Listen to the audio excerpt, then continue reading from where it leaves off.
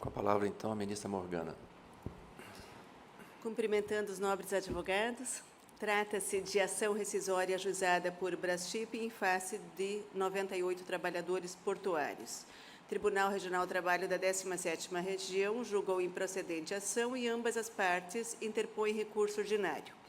Quanto ao recurso ordinário da Braskem, atual LBH Brasil Agenciamento Marítimo Limitada, são aqui vários tópicos. Em relação à base de cálculo do adicional de risco portuário, verifica-se que o acórdão rescindendo já contém indicação da necessidade de utilização do salário-hora no cômputo do adicional de risco portuário devido, de modo que a pretensão veiculada pela parte autora nesta ação já se encontra contemplada pela decisão rescindenda. Ausente, portanto, interesse de agir da parte, determina a extinção do processo sem resolução do mérito no particular, na forma do artigo 267, inciso 6º do CPC de 73 ainda. No tocante à nulidade do acórdão recorrido por negativa de prestação jurisdicional, deixo de acolher a preliminar ante a ausência de prejuízo à parte, em razão do efeito devolutivo em profundidade intrínseco ao recurso ordinário.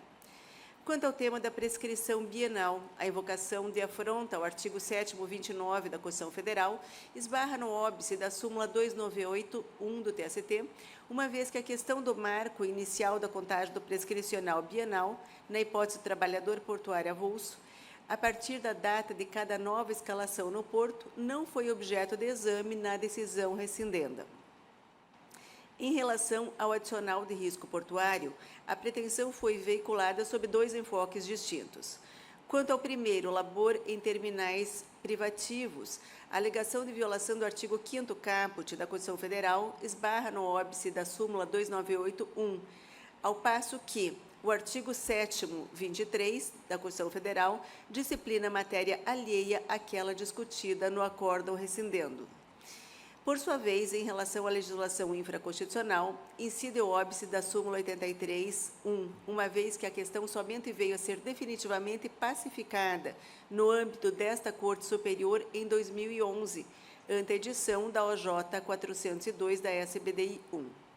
Por outro lado, quanto à necessidade de comprovação da área de risco, o artigo 14, parágrafo 1º da Lei 4.860, de 65, ressalva de modo expresso que o adicional somente será devido enquanto não forem removidas ou eliminadas as causas do risco, do que se conclui que o acórdão rescindendo, ao determinar o pagamento da parcela a todos os trabalhadores portuários, independentemente da efetiva verificação da existência de riscos no local de trabalho, incorreu em afronta manifesta desse dispositivo, de modo que, devida à incidência do corte rescisório nesse particular, com base no artigo 485, 5º do CPC, de 73.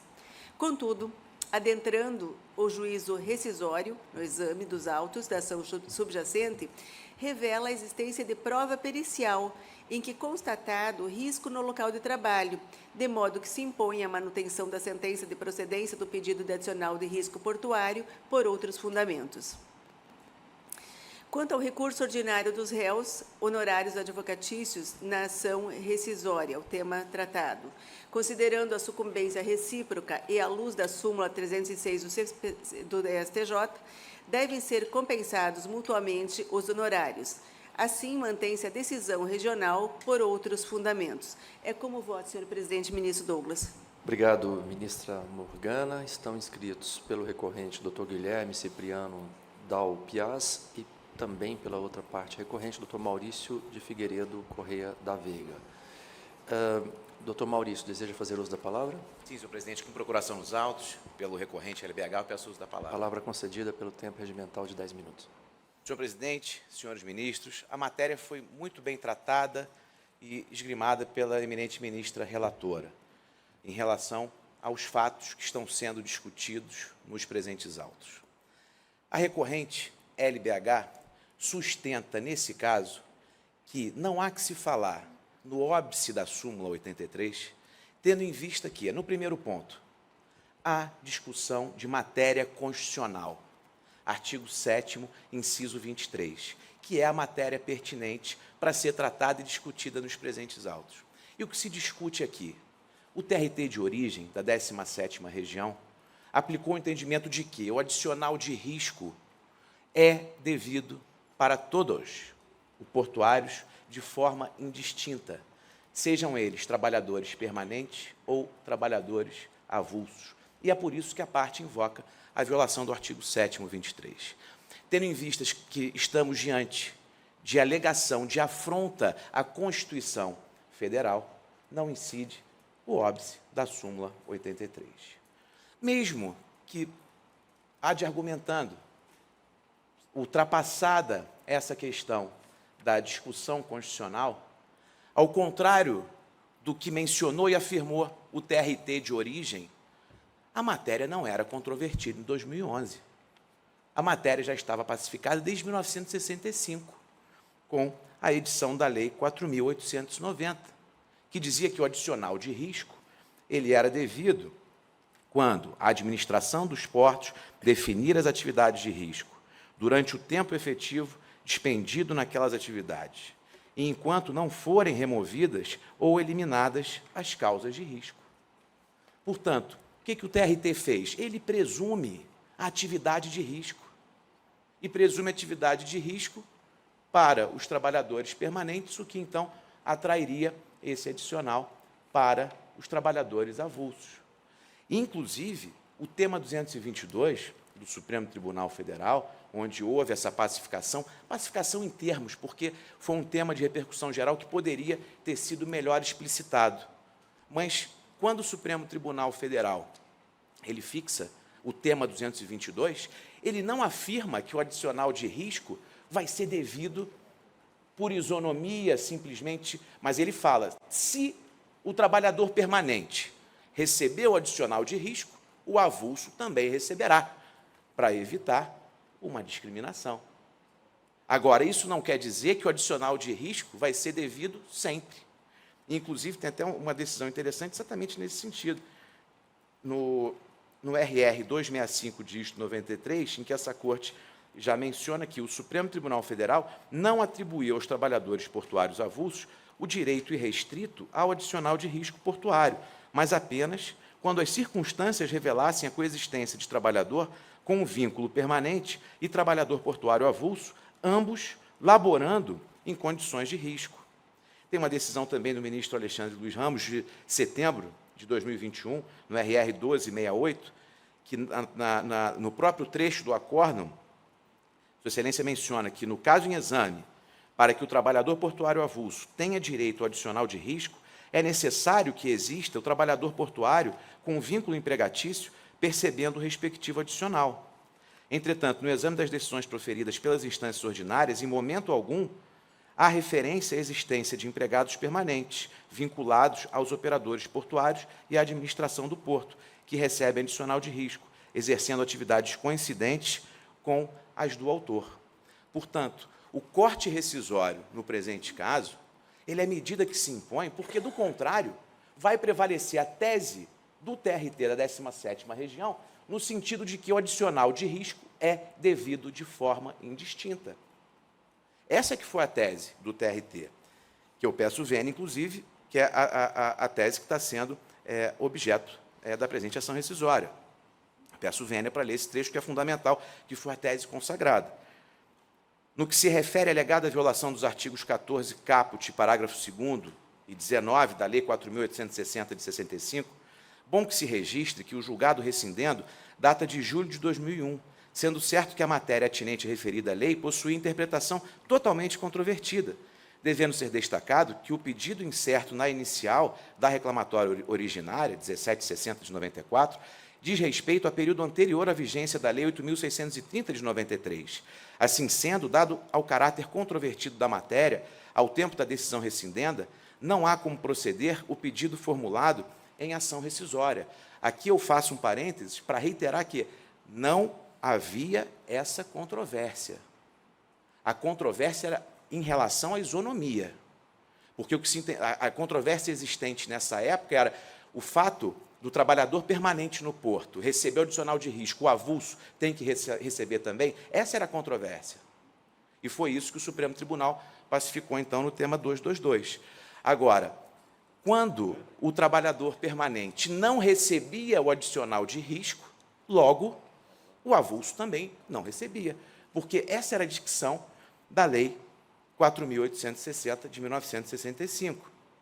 Então, o acórdão, rescindendo, ele continua. A propósito, trago à baila a transcrição do item da súmula 83 do TST. No mesmo sentido, apresenta-se o disposto na súmula 343 do STF. Por oportuno, bom que se diga que, no particular, não existe qualquer ofensa ao artigo 7º, 23 da Constituição, especialmente se considerado que o adicional de risco portuário foi criado com o fito justamente de remunerar o trabalho pelos riscos previstos em tal risco constitucional. Quanto à suposta vulneração dos artigos 812, 832, 331 do CPC, e 3º, 4º e 5º da Lei 4.860, por considerar-se presumido o risco dos trabalhadores que atuavam no porto, não há que se conferir maior guarida à argumentação da empresa, vez que a teor da súmula 410. Portanto, o que prevalece? Qual o recado que vai ser dado se não houver o corte rescisório dessa decisão? É o de que a Lei 4.860 de 65 considera presumido o risco dos trabalhadores que atuavam em porto. Não. A Lei 4.860 não considerava presumido o risco que trabalhava em porto. Porque todo o trabalho em porto ali, ele envolve um risco. Portanto, dependeria de prova. E foi isso que está consagrado aqui. Prova não houve. O deferimento do adicional de risco foi por presunção. Por presunção. E o que foi pacificado em 2011 foi, se o permanente recebe, logo o avulso deverá receber também pelo princípio isonômico. Agora, presumir que o trabalhador permanente recebe o risco e, por isso, o avulso também irá receber, é isso que está sendo debatido na presente questão.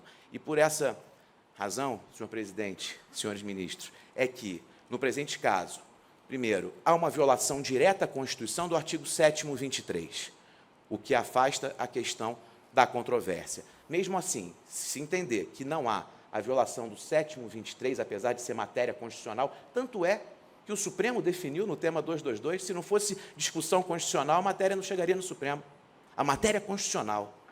Portanto, a questão da controvérsia, ela pode ser relevada por esse ponto. Mas, mesmo se assim não se entender, no caso, a controvérsia foi dirimida aqui no ano de 1965. Por quê? Por presunção, não é possível o deferimento do adicional de risco, mas apenas com prova em concreto. E aqui a tese consagrada pelo regional é de que houve presunção. Por essa razão, senhor presidente, senhores ministros, senhoras ministras, o conhecimento e provimento do recurso. Obrigado, doutor. Ministra Morgana, Vossa Excelência deseja aduzir razões? Por favor. Eu cumprimento os advogados da tribuna pelas sustentações orais e destaco que o aniversariante tem o seu maior presente naquilo que o talento aqui demonstra. No entanto, em relação aqui à discussão, eu estou pedindo o vênia ao ministro Douglas e ilustres pares para manter o voto. E eu faço por alguns aspectos já destacados que eu vou reiterar e outros que vou aqui aprofundar um pouquinho mais. Em relação à presunção legal da existência de risco na área portuária, foi efetuado o corte.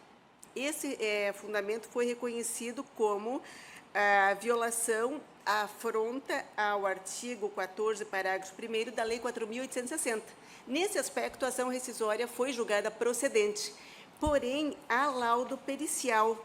E o laudo pericial aqui, ele é contundente no sentido de que há verificação do risco.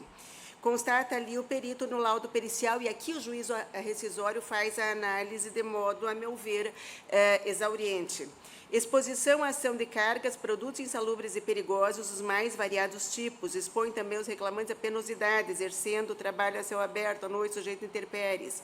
São todos nocivos à saúde dos obreiros. Período de exposição aos produtos agentes insalubres perigosos é o de referência e de pertinência ao da jornada de trabalho. Não se vê nos autos provas tipo de que a reclamada oferece equipamentos de proteção individual adequados e suficientes, e por aí vai. Então, há comprovação, efetivamente, na análise que segue nos autos da ação subjacente, no sentido de que houve exposição a risco, de modo que, embora procedente a ação rescisória no juízo rescindente, no rescisório foi mantida a sentença de procedência. Portanto, a questão da presunção legal foi afastada sob esse aspecto no corte rescisório. Agora, em relação ao labor em terminal privativo, aqui há alguns aspectos que eu gostaria de destacar, ministro Douglas. O que acontece nesse processo? Em 2001, houve adoção da tese no acórdão rescindendo, no sentido de que foi ampla e irrestrita a todos os trabalhadores portuários, inclusive no âmbito dos terminais privados. Então, a tese foi de que o benefício previsto na lei, de fato, foi amplo e restrito. Essa discussão fosse em tempo posterior, certamente o resultado seria outro na ação rescisória. Não foi por quê? Sob o enfoque da isonomia, destaco, entre os trabalhadores portuários, a alegação de violação do 5º caput da Constituição Federal esbarra no óbice da súmula 298.1 do TST. Aqui nós estamos aplicando o óbice, nem sequer adentramos a discussão em maior profundidade em razão do óbice. Quanto ao artigo 7º da Constituição Federal, destaco que tão somente disciplina o direito ao adicional de remuneração para atividades penosas, insalubres ou perigosas, matéria alheia àquela discutida no acórdão rescindendo, regime jurídico aplicável aos trabalhadores portuários no âmbito dos terminais privativos, motivo pelo qual também foi afastado nesse aspecto. E a legislação infraconstitucional, aqui, então, sob o artigo 19 da Lei 4.860, de 65, nós estamos diante do óbice da súmula 83, item 1 do TST. E aqui vem novamente o destaque em relação aos julgados desta Casa. Eu cito no voto um precedente desta Corte, da SBDI 1, que é do ano de 2018. E nosso acórdão, 2008, nosso acórdão está em 2001, rescindente. Destaca-se aqui, em sessão realizada no dia 25 de fevereiro de 2008, a SBDI 1 assegurou aos trabalhadores avulsos o direito adicional de risco, sendo que a tese vitoriosa lastrou-se na conclusão de que não pode haver distinção entre o trabalhador avulso e aquele vinculado a porto organizado. Pouco importante se o trabalho é desenvolvido em instalação de uso privativo ou não. E depois também segue a análise em relação ao óbice da súmula 83, com os precedentes, doutor Maurício, que trataram de questão idêntica. E aqui até um acórdão lavrado pelo ministro Douglas, que foi em 2015, em que se destaca o seguinte trecho. Quanto à ofensa ao artigo 14 da Lei 4.860, a matéria debatida, alusiva ao direito do empregado que opera em terminal privativo, apenas foi pacificada, novamente o destaque, com a edição da OJ 402, redação original divulgada em 2010, setembro de 2010, após o trânsito em julgado da decisão rescindenda, naquele caso analisado em 2009, no nosso caso analisado em 2001. Tratando-se de matéria controvertida à época em que proferido o acórdão rescindendo, cuja jurisprudência foi consolidada exatamente no sentido censurado na presente ação, improcede o pedido de corte rescisório, fundamento súmula 83, itens 1 e 2. Então, brevemente repassando aqui alguns aspectos, pedindo até escusas por me alongar um pouco, ministro Douglas, a matéria aqui, de fato, ela é complexa, mas eu a examinei na profundidade possível e, de fato, estou aqui mantendo o voto, corroborando, enfim, a análise já posta. Agradeço, ministra Morgana, também cumprimento os advogados, e eu havia inicialmente lançado o voto convergente no sistema, a conclusão que Vossa Excelência acaba de ratificar, mas eu gostaria de chamar a atenção, como foi enfatizado pela eminente relatora, que a questão não é tão simples, sob diferentes perspectivas. A primeira delas, então, diz respeito à solução propugnada, qual seja a rescisão do acórdão regional lavrado em recurso ordinário, que impôs uma condenação com base em presunção. Isso, penso, estamos todos uníssonos, a despeito, doutor Guilherme, da existência nos autos da ação matriz de prova pericial certificando o trabalho em condições insalubres e perigosas. Isso é um dado fático objetivo que justifica a continuação do voto de Sua Excelência, eminente relatora, para manter a sentença, embora por outros fundamentos. Mas vem o argumento que me parece robusto, no sentido de se aplicar aqui a tese 222 da tabela de repercussão geral do Supremo Tribunal Federal. E a tese diz o seguinte, uma tese vinculante, portanto, que não sofreu qualquer tipo de modulação, que estabelece, então, os requisitos para que o trabalhador portuário avulso possa merecer o adicional de riscos. E diz o Supremo, sempre que for pago ao trabalhador com vínculo permanente, o adicional de riscos é devido nos mesmos termos ao trabalhador portuário avulso. Da leitura do voto condutor, ministra Morgana, aqui é o ponto, me parece que não há premissa fática da existência de trabalhador com vínculo permanente auferindo direito adicional de riscos. E na linha do tema da tese 222, é uma premissa fática essencial para que se corporifique o direito subjetivo à percepção do referido adicional. É bem verdade que a Lei 4860 foi disciplinada para os portos organizados. Sobrevieram aí uma série de inovações legislativas desde 93, com um processo importantíssimo de modernização, e nós agora convivemos com os TUPs, terminais de uso privado, terminais privativos que, como regra, não usam mão de obra avulsa, são todos trabalhadores vinculados, mas, no caso concreto, me parece haver a singularidade também da requisição de avulsos, o que, obviamente, não traduz qualquer tipo de ilegalidade, mas apenas uma opção gerencial do operador portuário ou do detentor do terminal de uso privado. Então, nós temos aqui, ministra Morgana, uma primeira questão, que é essa fática alusiva à presença dos elementos constitutivos do direito subjetivo adicional de riscos, na linha do tema 222, que, repito, é vinculante e não sofreu qualquer modulação. E há ainda um segundo componente, comentava há pouco com o ministro Dezena, promovido o corte rescisório, reaberta a cognição na ação matriz, não seria a hipótese, quem sabe, de devolver os autos ao regional para que reexaminasse o ordinário?